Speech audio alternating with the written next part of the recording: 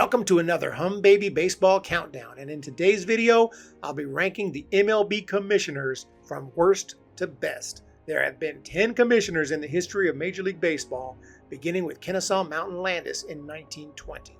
Of course, we all know the current commissioner, Rob Manfred. Half of the commissioners were active during my lifetime, and their actions have consistently had a major impact on my enjoyment of the game.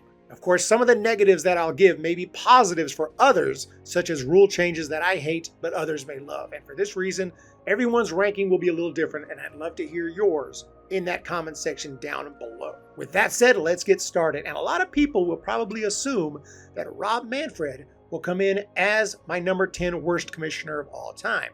If you made that assumption, congratulations! Coming in at number 10 as the worst commissioner in MLB history on my list is indeed Robert Manfred. Rob Manfred assumed the office of the commissioner in January of 2015 and has been a complete disaster since that time.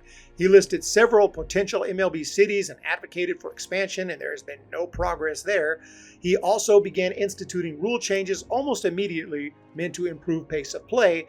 And in my opinion, these rules have only made the game look more amateurish. You have runners who simply jog to first for an intentional walk instead of having to take 4 balls. You have the 3-batter minimum, which forces managers to leave their pitchers in to face at least 3 batters. And more recently, a runner actually starts on second base for extra innings. The most amateurish local softball league rule that I've ever seen in Major League Baseball. It was supposedly a safety measure, but had been enforced in the minor leagues well before the pandemic and was well on its way to the majors. This rule is not part of the new CBA and hopefully will be gone very soon. Speaking of the pandemic, the public bickering between the owners and the players was absolutely out of control under Manfred, as they were supposedly negotiating how to have a 2020 season. Manfred said that they would unequivocally 100% play baseball that year, and 5 days later he backtracked, saying that he wasn't confident that there would be a season at all. Manfred was also heavily criticized on how he handled the Astros cheating scandal, a scandal that occurred in 2017 under his watch, and he referred to the World Series trophy as a piece of metal. In 2021, he stripped the city of Atlanta and local baseball fans of the All-Star game over a Georgia voting reform law. And opinions on this were mostly divided politically, but overall, he has been terrible, and MLB has been terrible at marketing players under Manfred, who has said that players like Mike Trout need to market themselves. Under Manfred, the minor leagues were completely reassembled, but it resulted in 42 cities losing their affiliated teams, and labor relations were strained to the point that the 2022 season was in jeopardy after Manfred and the owners instituted a lockout, then went completely radio silent for over a month, showing no signs of faithful negotiations or updates for the fans. On a positive side, he has unified all fans and players against him. Number 9, William Eckert. Coming in at number 9 is the 4th commissioner in MLB history, William Eckert, who was an extremely decorated lieutenant general in the U.S. Air Force, serving in World War II. In 1965, MLB club owners decided that they wanted a new commissioner who was completely unknown in baseball circles, and that's who they hired.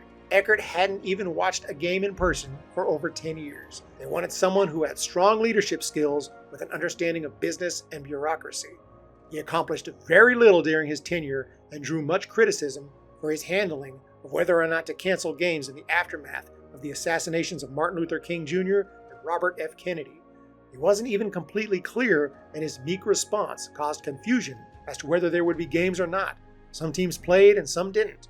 Fans didn't know whether to show up or not. He knew nothing about the business of baseball and oftentimes sat still during moments of major controversy in which leadership and guidance was needed. He was so clueless about the game, he hadn't even realized that the Dodgers had moved to Los Angeles and once referred to the Cardinals as the Cincinnati Cardinals. To his credit, he stayed up late at night studying the game of baseball, learning the names of players, and trying to be prepared for whatever question the media may ask, lest he look like a complete fool. One of the few positives regarding Eckert is that he was one of the first to promote the game internationally. He once said, "I can visualize within the foreseeable future the spread of Major League Baseball on an international scale to include Japan, Canada, and several Latin American countries.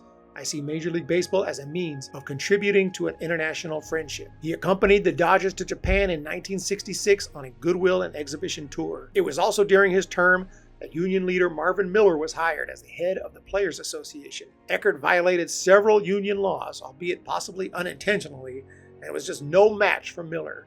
The Players Union began to show its strength. The owners voted ECKERT out as commissioner in 1968.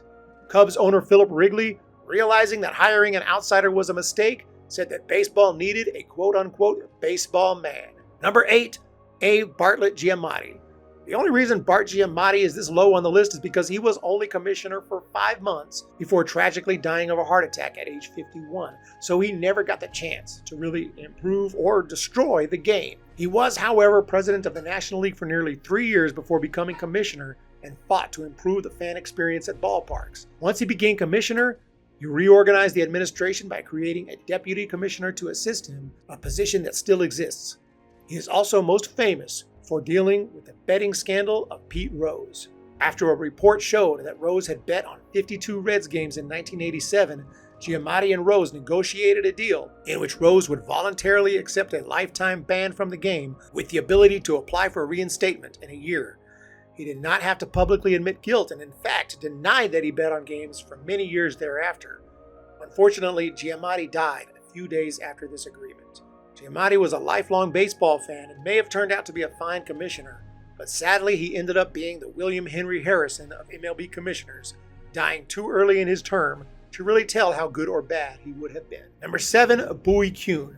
After forcing out William ECKERT, owners hired that baseball man they wanted with a much more baseball-savvy person in BOWIE KUHN, who at 42 became the youngest commissioner in history. He made the unfortunate decision to ban both Willie Mays and Mickey Mantle from being involved in Major League Baseball because they had associations and sponsorships with casinos, even though neither were directly involved with gambling, much less gambling on the game of baseball. His time as commissioner is filled with labor issues, including the first strike in MLB history in '72 and the 1981 work stoppage, both which resulted in the cancellation of games. There was also labor disputes in '73, '76, and '80. Free agency was created during his time as commissioner, but he fought hard to prevent it, preferring to keep the old reserve clause system. Kuhn denied Curt Flood's initial request to become a free agent.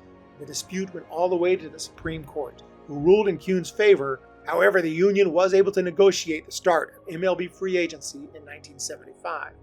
On the positive side of things, Kuhn fought hard to allow Negro League players to be eligible for the Hall of Fame. He also came up with the idea to have a World Series night game, assuming that more people would watch due to being off work. The game drew in a record 61 million viewers. He made a controversial decision in 1974 that was probably the correct one in order to maintain competitive integrity. Hank Aaron was 2 home runs away from breaking Babe Ruth's record, and the Braves wanted to bench him for a 3-game series in Cincinnati so that he could break the record at home. Kuhn ruled that he had to play in at least 2 of the 3 games. He was also swift and quick with suspensions, although he is likely the first commissioner to be aware of the steroids issue and the first to do nothing about it. Number 6, Bud Selig. During Selig's time as commissioner, I was not a huge fan of his. However, he did accomplish a lot, including nearly 20 years of labor peace. It has to be noted that Selig was acting commissioner during the 1994 strike, and despite the fact that labor relations were already horrible when he took over in '92 due to collusion by the owners, he was the acting commissioner when a strike prevented the World Series from happening, something that 2 world wars failed to do. However, since baseball resumed in 1995, there was continuous peace throughout Selig's time as commissioner. He also instituted the wild card and expanded playoffs in 1994, which would prevent a situation like the one that occurred to the '93 Giants after winning 103 games but missing out on the playoffs because they happened to be in the same division with a team that won 104. The economics of the game were mostly healthy under Selig. Teams were bringing in major revenue and many beautiful stadiums were built. Whether some changes to the game during Selig's term are good or bad depend on each fan's viewpoint, but in general, interleague play and instant replay are considered successful innovations to the game. He also created a rule that I hated, which was making the All-Star game determine which team had home field advantage in the World Series. This was probably a knee-jerk reaction to the controversy caused after he ended the 2002 All-Star game in a tie. His biggest black eye has to be the steroid era. Selig knew steroids were rampant in the game but did next to nothing about it until he was pressured to do so by Congress. He turned a blind eye to steroids during the '90s when Mark McGwire and Sammy Sosa were making headlines. It became obvious that anyone could do it and get away with it, which led to more players doing it, such as Barry Bonds, who saw what was going on with McGwire and Sosa, and decided he better do it too. Selig claims that he never knew or heard a thing about steroids until around 1999. Either he's lying, which is most likely, or was completely ignorant about what was going on in the game. Whatever the case, he finally did begin to establish testing and punishments for PEDs, but the damage was already done. Overall, Selig is a mixed bag and falls in at number 6. Number 5, Peter UEBERROTH. The commissioner of baseball when I first became a fan in 1987 was Peter UEBERROTH, who was hired in 1984 after overseeing the '84 Summer Olympics in LA. He was an impressive commissioner, immediately resolving an umpire dispute that almost led them to striking during the '84 postseason. He also quickly helped negotiate a collective bargaining agreement between the players and owners, ensuring no games were lost. He reinstated Mickey Mantle and Willie Mays, who, as I mentioned earlier, were banned due to associations with casinos. He was also a key player in pushing the Cubs to install lights so that night games could be played at Wrigley Field. And he was swift in dealing with cocaine issues by suspending numerous players. UEBERROTH negotiated massive contracts with CBS and ESPN, and attendances improved dramatically under his leadership. The baseball industry became profitable for the first time in years, and every team was benefiting from increased revenue. Unfortunately, despite all these positives, there is one negative that keeps him from being ranked higher on this list, and that is his involvement in the MLB collusion scandals of the 80s. In 1986, the MLB Players Association filed a grievance after noticing no teams were willing to sign major free agents. Stars like Kirk Gibson and Tommy John received zero interest.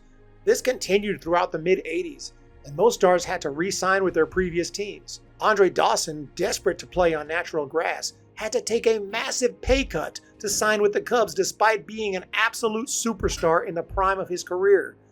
The players filed more grievances until an arbitrator ruled that the owners had conspired to restrict player movement. Peter UEBERROTH played a major role in this and had given the message to owners to keep salaries as low as possible and to avoid giving out long-term, hefty contracts. Owners were ordered to pay millions in damages.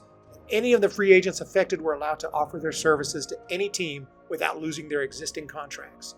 UEBERROTH resigned as commissioner before the 1989 season. Number 4, Fay Vincent. Next up is Fay Vincent, who took over for Bart Giamatti after his untimely death. He had a shaky start as commissioner, literally as an earthquake brought the 1989 World Series to a halt. He made the right call in delaying the World Series for 10 days. There was a lockout during 1990 spring training, but Vincent worked with both sides and helped work out an agreement in order to save a 162-game season. Later that year, he banned Yankees owner George Steinbrenner for life because he paid a gambler to dig up dirt on his player Dave Winfield. Steinbrenner was later reinstated. Vincent appointed a committee for statistical accuracy, which determined that Roger Maris's 61 home runs in the 1961 season was indeed a true MLB single-season record, despite the schedule having 162 games instead of the 154 games that Babe Ruth's schedule had. Vincent also started the expansion process, helping bring in the Colorado Rockies and Florida Marlins into Major League Baseball. However, owners did not appreciate Vincent as player salaries rose, and Vincent was not afraid to openly criticize owners and past commissioners for collusion. He seemed like a solid commissioner who avoided major controversy and avoided making major rule changes just for the sake of making rule changes. The owners voted him out, however, leading the way to Bud Selig as acting and eventually official commissioner. Vincent also received some criticism for not taking a stronger stance against the use of steroids in baseball, although he did send a memo to all teams in 1991 explaining that any player who uses illegal substances, including steroids, are subject to discipline, including possible expulsion from the game. Of course, steroids were not nearly as rampant during Vincent's time as commissioner than they were during Selig's. After being voted out, Vincent said, "To do the job without angering an owner is impossible. I can't make all 28 of my bosses happy. People have told me I'm the last commissioner. If so, it's a sad thing. I hope they learn this lesson before too much damage is done." Number 3, KENASAW Mountain Landis. Coming in at number 3 is the first commissioner in the history of Major League Baseball, Kenasau Mountain Landis. Landis, a former U.S. federal judge, was hired in the aftermath of the 1919 World Series gambling scandal, in which several members of the White Sox threw the World Series. "We want a chairman who will rule with an iron hand," said National League President John Haidler. "Baseball has lacked a hand like that for years. It needs it now worse than ever." They got exactly what they wanted as Landis came down hard on the 8 players involved in the scandal, banning each for life regardless of the fact that they were acquitted by a Chicago jury. He made a statement that made it loud and clear: no player involved in the throwing of a game will ever play professional baseball again. It was a major priority for Landis to rid the game of gamblers and crooks, and he continued to ban and suspend any player involved in gambling. Landis was also instrumental in making the minor leagues affiliated with the big leagues. Before his time as commissioner, the minor leagues were just unaffiliated alternate leagues. This innovation is still felt today when attending minor league games and watching young prospects from major league organizations who could go on to become massive superstars. He also made it mandatory that all teams must disclose their transactions in both the majors and minors. His ruthless approach cleaned up the game, and he helped create the minor league system we know today. On the downside, although he did proclaim that no rule prohibits black players from playing in the majors, he did nothing to proactively help get rid of the gentleman's agreement, an agreement among owners not to sign black players. He never encouraged teams to sign any player who would help their team regardless of race, even though Landis had the power and strength to destroy the color barrier as early as the 1920s. Had he done this, his legacy would have been 100 times stronger today. Number 2. Ford Frick. Next up is the third commissioner in MLB history, and number 2 on my list, Ford Frick. A lifelong baseball fan, he was a sports writer and National League president before becoming commissioner, the first to have no political background. Before becoming commissioner, Frick was a pioneer in helping to create the Hall of Fame after proposing the creation of a baseball museum to honor the greatest players to ever play the game. As commissioner, he helped Major League Baseball grow massively across the country, with expansion teams, television contracts, an international presence, and a college scholarship system. New teams that entered the league were the Mets, Astros, Angels, and Senators. He also approved the first team moves in over 50 years, which included the Giants and Dodgers moving west, creating Major League Baseball from coast to coast. Overall, however, he laid low and allowed the game to thrive without meddling. One writer wrote that he understood his role. He was a caretaker, not a czar. If only the current commissioner understood such things. That said, Frick has one major negative that he is remembered for, and it is the decision to make a distinction between Babe Ruth's single-season record of 60 home runs for a 154-game season and Roger Maris's record of 61 for a 162. As I mentioned earlier, this was eventually reversed. Number 1, Happy Chandler. Coming in at number 1 is the second commissioner in MLB history, Happy Chandler, a career politician who owners voted in as commissioner so that they could have more influence in Washington, D.C. He turned out to be a great commissioner, although maybe not so much for the owners. His biggest contribution to the game was facilitating the breaking of the color barrier in 1947. After Dodgers general manager Branch Rickey decided to promote Jackie Robinson to the Dodgers, Chandler supported the decision and approved Robinson's contract, even though he had the power to void it. I saw black boys and yellow boys and red boys, all sorts of boys out there on the battlefront, fighting and dying for the freedom of mankind, and I just thought it was something that couldn't be adjudged as fair to say that when they came back home they couldn't play the national pastime. After Phillies manager Ben Chapman hurled racist remarks at Robinson during one game, Chandler threatened every team with disciplinary action should any race-based taunting happen again. Also, any player who decided to strike due to Robinson's presence in the league would be indefinitely suspended. Chandler made these decisions regardless of the opinions of the owners, many of whom were against allowing Robinson to play. Dodgers pitcher Don Newcomb said, "Some of the things he did for Jackie Robinson, Roy Campanella, and myself when he was commissioner of baseball, those are the kind of things we never forget."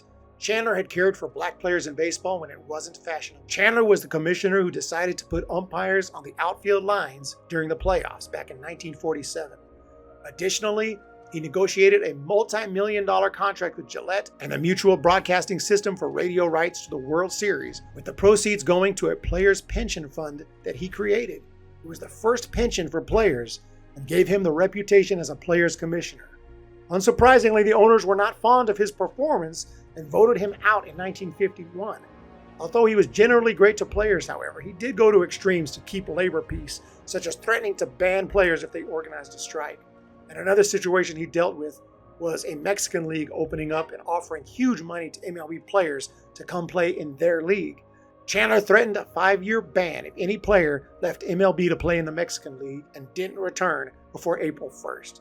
So these were some questionable decisions, but overall, Happy Chandler was an outstanding commissioner and comes in on my list as the best in MLB history. And that does it for today's list of ranking the commissioners. Unfortunately, a perfect commissioner is almost impossible because if they treat the players too well, they'll probably just be fired by the owners. And alternatively, if the owners love them too much, they're probably colluding and screwing the players. And then there will be those who are simply power hungry and have to constantly meddle in the game, including changing up the rules every chance they get. Let me know your thoughts down below, and let me know who was commissioner when you became a fan, and how many have you lived through. Have a great day, everyone. Thank you so much for checking out the video. Hit the thumbs up, hit the subscribe button, and we'll talk to you next time.